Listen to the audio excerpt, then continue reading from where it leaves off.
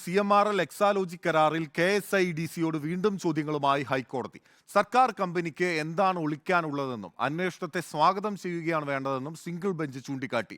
അന്വേഷണം വിശ്വാസ്യതയെ ബാധിക്കുമെന്ന് KSIDC വിശദീകരിച്ചു. SFIO അന്വേഷണം ആവശ്യപ്പെട്ട് ഷോൺ ജോർജും അന്വേഷണം തടയണമെന്നാവശ്യപ്പെട്ട് KSIDCയും നൽകിയ ഹർജികളിൽ മാർച്ച് 12-ന് കോടതി വീണ്ടും വാദം കേൾക്കും. വിവാദമായ മാസപ്പടി കേസിലെ ഹർജിയിലാണ് ഹൈക്കോടതി വീണ്ടും ചോദ്യങ്ങൾ ഉയർത്തിയത്. സർക്കാർ കമ്പനിയായ KSIDCക്ക് എന്താണ് ഒളിക്കാനുള്ളത്? സീരിയസ് ഫ്രോഡ് ഇൻവെസ്റ്റിഗേഷന്റെ അന്വേഷണത്തെ സ്വാഗതം ചെയ്യുകയാണ് KSIDC ചെയ്യേണ്ടത്. ശുദ്ധമായ കൈകളോടെ വേണം KSIDC ഹൈക്കോടതിയെ സമീപിക്കാൻ. CMRLൽ 13.4% ഓഹരി പങ്കാളിത്തം KSIDCക്കുണ്ട്.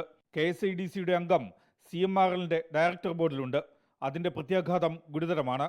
ഉത്തരവാദിത്വത്തിൽ നിന്നൊഴിയാൻ KSIDCക്ക് ആവില്ല. സത്യം കണ്ടെത്താനാണ് SFIO അന്വേഷണം വിശ്വാസ്യതയെ ബാധിക്കുമെന്നായിരുന്നു KSIDCക്ക് വേണ്ടി ഹാജരായ മുതിർന്ന അഭിഭാഷകൻ CS വൈദ്യനാഥന്റെ വിശദീകരണം. സർക്കാരിന്റെ സാമ്പത്തിക സ്ഥാപനമെന്ന പ്രതിച്ഛായയെ SFIO അന്വേഷണം മോശമായി ബാധിക്കും. CMRLലും എക്സാലോജിക്കിലും നടത്തുന്ന അന്വേഷണത്തോട് KSIDCക്ക് എതിർപ്പില്ല. 57 കമ്പനികളിൽ നിക്ഷേപമുണ്ടെന്നും KSIDC വിശദീകരിച്ചു. Reporter Shyam Devaraj, in reporter, Kochi.